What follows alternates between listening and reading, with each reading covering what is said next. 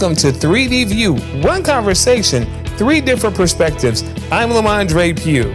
I am David Perez. And I'm Richard Strice. Thank you for joining us. Hello and welcome to another edition of 3D View.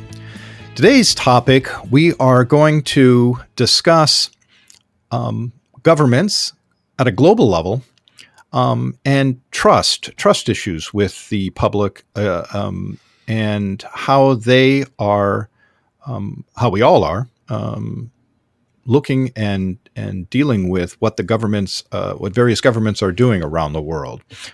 We in the U.S., of course, regardless of what side of the aisle your political beliefs are, I think everyone would agree that there is a lack of trust at multiple levels in government or in agencies of the government. And this isn't something that is unfortunately not unique to the U.S. We have other countries that are also have been not only experiencing this for decades, but are also experiencing these issues now. I think some of the reasons why this has come more to everyone's attention at a global level is primarily because of COVID. I think COVID has exacerbated a lot of these issues to a point where they've come to the forefront of the people's consciousness. And the peoples of the various nations. I think, and of course, social media, of course, allows us the platform to be able to communicate across borders, where in many respects we have the peoples of the world coming together as a collective outside of the governments that in theory are supposed to be representing them and doing them good. So it's very, very interesting. And this speaks to the larger globalization of the general public and the general good. So that's sort of the topic in a nutshell of what we're going to talk about. And just before we started recording, David, you had mentioned in Costa Rica, for example, the issues that you're having. So why don't you go ahead? Yeah, well, Costa Rica is in a big economic crisis since, I think, 2 years ago. We are in a lot of debt. Basically, we are reaching 60% of our GDP being debt. Of what we're producing, 60% we owe to banks. So if we keep that trend and the state keeps being as big as it is and funding basically everyone's lives, we are going to go bankrupt as a country. So, of course, about a year and a half ago, they were able to pass new tax laws to make front to that. But then COVID hit. And with COVID, of course, production slowed down a lot. People were not being able to produce as much as they wanted because, of course, we didn't have one of our main sources of income, which was tourism, and everyone had to shelter in place. So production went down. Of course, if production goes down, tax recollection goes down with it. So now we need to do something else to get that money. The only avenue that the government found was to go and ask for another loan. It's not even that big of a loan, but it is necessary to make front to the crisis that they have right now. The problem is that it is with the International Monetary Fund. I don't know if that's the correct translation. Yeah, the International Monetary Fund, yes. They ask governments to do certain things before they lend them money. They need to have a plan. Of course, they need to have a plan to pay back. And that plan to pay back involved creating more taxes. Some of them temporary, but people were not happy with it. They were not happy with the fact that they were out of jobs, having to shelter in place, not being able to transit as much as they would like to be able to produce what they were able to produce before. So they decided to block roads across Costa Rica. A lot of roads were blocked. So the government reacted as governments react, and they sent the police. The police got there, and there were a lot of confrontations, to say it mildly.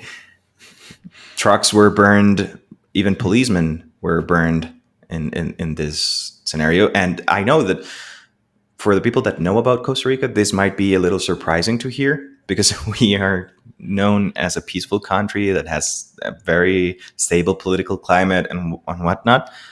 But as I was telling you guys before we started the recording, this is what happens when you undress inequalities. Because what happened with this is that basically the tide went down on everyone, and you could see who was swimming without a swimsuit. Right. The people that had nothing were left without anything at all, not even the tide to keep swimming a little bit. So Costa Rica is having a big problem, a big social problem with that specifically. And of course, all of those other inequalities that we had from years past, all bundled up into this unrest that we're living right now. Yeah. You know, what's really interesting, talking about how COVID-19 and the global pandemic really uncovered a lot of issues. Same thing here in the U.S. That we were already dealing with these issues, particularly of like police brutality, inequality, racial issues, and this has been an issue for the U.S. for a very long time. And of course, in 2015, 2016, around that time is when you really started seeing things come to a head, particularly with the misinformation that's given through various outlets, both media and social media. You could just feel you could feel the pressure building. You could feel the pressure mounting. But when the pandemic hit, it was almost like, boom, the explosion happened. And everything became greatly intensified. And so now I do believe that there is a general mistrust of government, that people, a lot of people simply don't trust the government, don't trust, a lot of people don't trust the news outlets that's reporting on what's happening. And what's even scarier about that is because of certain social media outlets, people are allowed to live in their bubble. Like if you believe this way, if you see things this way, and you search for these things, you can literally be in the world that's all you see, that's the only perspective that's presented to you. And what does that do? That thwarts the exchange of ideas. And when you thwart the exchange of ideas, you create these cultures where people believe that this is what it is, this is how it is, and this is the way we see it, and there is no other reality or there's no other perspective to be brought to this. And then you get this cycle that forms. And well, it becomes like a feeding frenzy, right? I mean, they feed within those bubbles, they feed off each other, and it just winds up, it just spirals until it hits some sort of moment or action. Absolutely. And we're seeing that. We are seeing that over and over again. Now, how this ends, I don't know. My hope is that the better of us will prevail, that the good that resides in humanity will prevail. But I tell you, it can be really dark. It can be really dark, and we've seen some very ugly things manifest with that. Yeah, that's what happens when people are angry. Well, right. Anger takes many, many forms, and so as broad a spectrum of personality types that exist, each one of those will demonstrate their anger, will realize their anger or unrest in a way that is indicative of that personality type, and so this is why we end up. And although that has always existed, what sort of exasperates it, again, to Lamondre, your point, is social media and the media itself, which ends up sort of feeding this, and all of these various groups and bubbles can can decide to stay within that and then feed off that, and Mm-hmm. and then the rest. A perfect example that happened just a couple days ago is the governor in Michigan, Mhm. and the issue that, and I think that's a good example of how a small group who may have not necessarily who had like mind thinking, who may not have necessarily been able to have contact with each other, were able to coalesce as a group via social media and allow that to just spin out of control. Well, Right. there's also the positive side of that, right? They were caught because they were doing it Well, on the right, internet right. This time, this time. Yeah. Yeah. Well, And I think this. I they're think this. always. Oh, I'm sorry. Go ahead. Go ahead. Go ahead. No, I was going to say, and I think it's important to to to help people understand what actually happened with the governor of Michigan, because I know that mostly folks in the U.S. may know, but also the time that this come out, it may be a few weeks down the road. By the time that this actually airs, so I don't want people to forget about it. We've got that 24-hour news cycle. So basically, there was a plot to kidnap the governor of Michigan, and it was done by I can't remember I don't even know if they were formally Yeah, organized, but a group of a guys, group, yeah, a group of guys that wanted her to open up the state and to make it as simple as possible, because they didn't want to wear their masks, so they put together a plot to kidnap the governor of Michigan, and it was found out, and of course it was stopped before that could transpire. But the thing is that they really attempted to do this. That this was something that really happened, and not only um, did it seem like this is something that they really tried to do, that it was almost inspired by the current leadership. Not saying that he gave a directive to do it, but certainly the rhetoric, certainly the conversations, certainly the things that have been put out there served as, for some of those people, or some people who are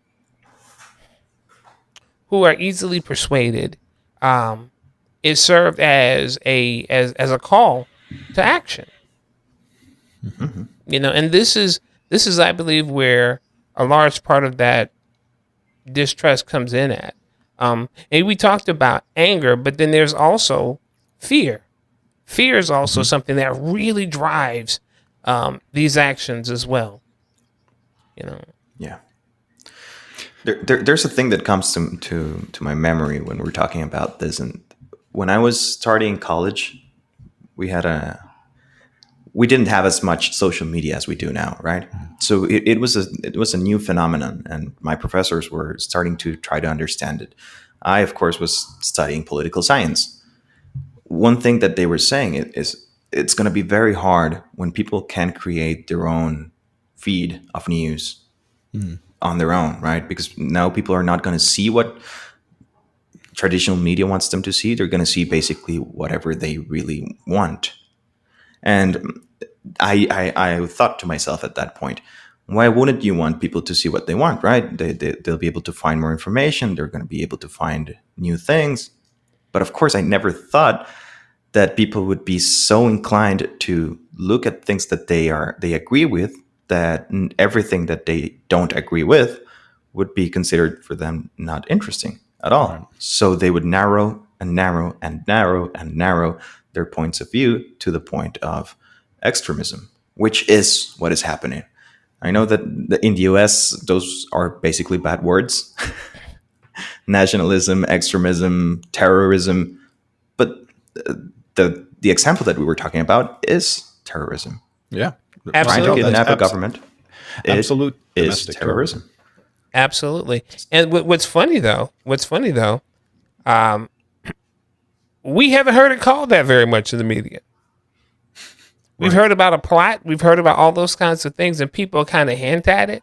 But to just definitively say that this is terrorism, you don't hear that being touted too much here. And that's That's scary. That's scary. I remember when President Trump first got into office, they started removing certain groups off of the terror list, and most of those groups that they removed were white supremacist or white nationalist groups. And my thinking was, if you really look at the data, the way that the data shows, it shows that we are at much greater risk of having bad actors that are associated with white supremacy or white nationalist groups than we are any foreign um, any foreign groups that come into the U.S. or trying to attack the U.S. But we still refuse to call it what it is. And again, it goes back to the point that I made earlier. It was probably around 15 or 16 where we really started feeling that, ooh, this could be really bad. We felt it before, but not to that level. And removing those groups from those roles really gave a way to legitimize their cause and their stand, and even to give them some credibility. And that again leads to the mistrust of government. Right, right, and we certainly see that across the world as well. When we've seen this manifest itself in China, with their youths and large expanding middle class that now has suddenly gained a voice. And social media has been one of the platforms to which collectively they can express their voice, and that's something that's I think the government didn't necessarily get a good handle on, because they're certainly they certainly live in a very media controlled environment, and so the idea that en masse the public can do that is something. I think that's been clamped down a couple pegs from what it was, say a year ago, but or maybe 6 months ago. But nonetheless, this is what happens when the people start mistrusting, or start having a clearer vision as to the ultimate directives of which a government is trying to gain control or suppress peoples or a group of peoples. So it's very interesting.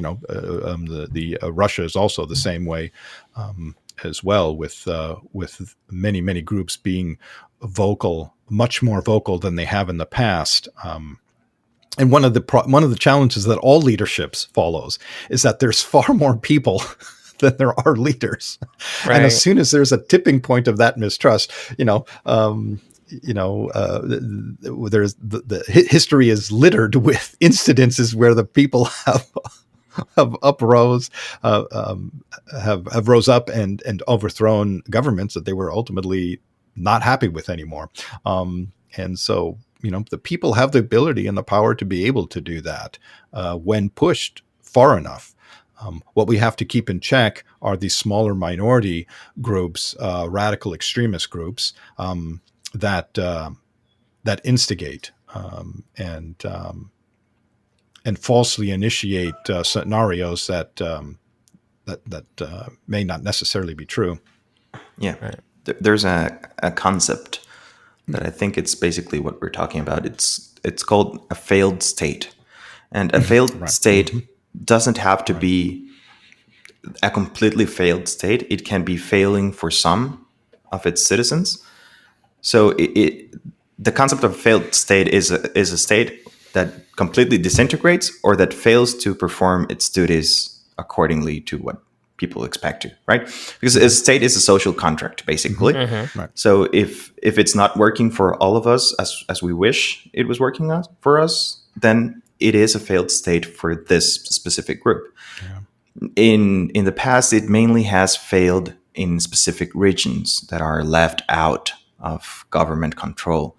Like, for example, Mexico has zones where they do not have control because narco-traffic has made it impossible for the state to have control. So that's part of a failed state for Mexico, basically.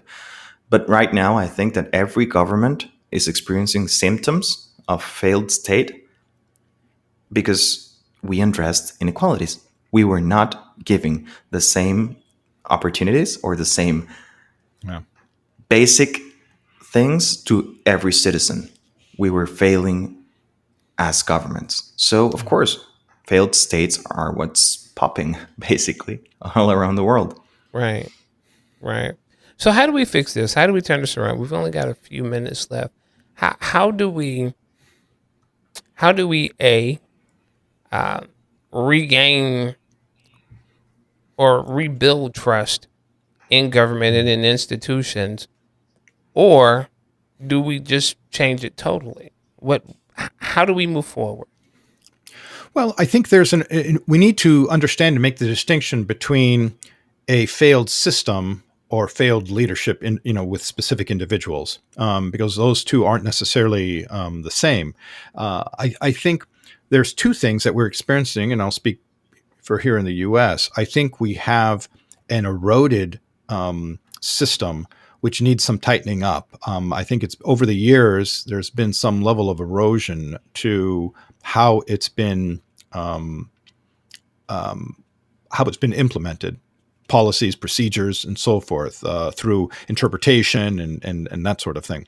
And that is on top of leadership, people in leadership positions that have missed the mark or have lost their way as to the people's work. And that, again, that isn't something that's happened in one term or in a couple of years. That's something that systemically has built up over the past 15, 20 years that has gotten us to this point. So I think changing it or fixing it requires sort of two levels. I mean, I think without question, there's some individuals that need to move on. They need to allow and open up to new ideas, fresh ideas, new people coming into government, as well as a hard look to our systemic policies and procedures that have large effects over people. Yeah, for sure that there needs to be systemic change. That's an absolute given. And I think that there's an argument to be made that bad leadership is a symptom of that systemic problem, right? Absolutely. Yeah. The leadership doesn't get there without the system being right, easily rigged or easily manipulated Right. in one way or another. But that I think that the main fix for this, and I know I always go back to the same things, but it is reducing inequality. We need to make the world better for everyone. And when you do that, all of the rest of the fixes can build on that base of a very equal, very good world, better world. So I think we need to start having those conversations about universal basic income. It's something that we can do. It's something that's viable. It's something that's tested. It has proven to be good. We just need to test it at a bigger scale and see what happens. Yeah. We can't break this any more than it is. Right. And I think that was the point that I was going to make, that exact point. The system is already broken. So now we have to figure out, how do we remake this? How do we create this? How do we move forward from where we are? Because the truth is, one of the reasons that it is so broken is because it's only worked for a few. Yes, for a long time. Exactly. And what we've seen was the gap growing. What we've seen was that span between those that it works for and those that it does not. We've seen that span widen. And so now we have the opportunity to create something new. I think the three of us on this, I think all three of us are very optimistic people. And we believe that no matter what, that we can make it better. That if we put our shoulders to the wheel, if we put our wills together and push in that direction, that we can make it better. And I do believe we will. Now, I will say this. I believe that sometimes in order for things to get better, we've got to go through some rough times. We've got to go through the bruises and the rubs of really, it's the friction of work. It is the simple rubs that happen as you grow to make a better society and a better world. And I believe we're up for the challenge. I'm so encouraged by the young people that have stepped up, that have spoken up. Folks who are reaching across, what typically they may not have been directly impacted by, to do something about it. And I see that happening on all levels. Is there resistance? Absolutely. But it was Frederick Douglass who said, power concedes nothing without a struggle, and it never has, and it never will. So I just believe that we're in for the struggle. I believe that good people are willing to struggle to make a better tomorrow. And I believe we can, and I believe we will. So thank you guys for the conversation. I appreciate it. You bet. Absolutely. Thank you. And thank you all. We appreciate you listening, and again, share your comments. Thank you very much, and have a great day. Thanks for joining us this week on 3D View. Make sure to visit our website, ruglobal.com/3dview. That's ruhglobal.com/3dvu, where you can subscribe to the show wherever you listen to podcasts, or join our YouTube channel so you will never miss a show. While you're at it, if you find value in the show, we appreciate it if you would leave a like or comment, or simply tell a friend about the show. That would really help us a lot too. If you would like to join our conversations, you can join our Facebook community, 3D View, 3 Perspectives, 1 Conversation.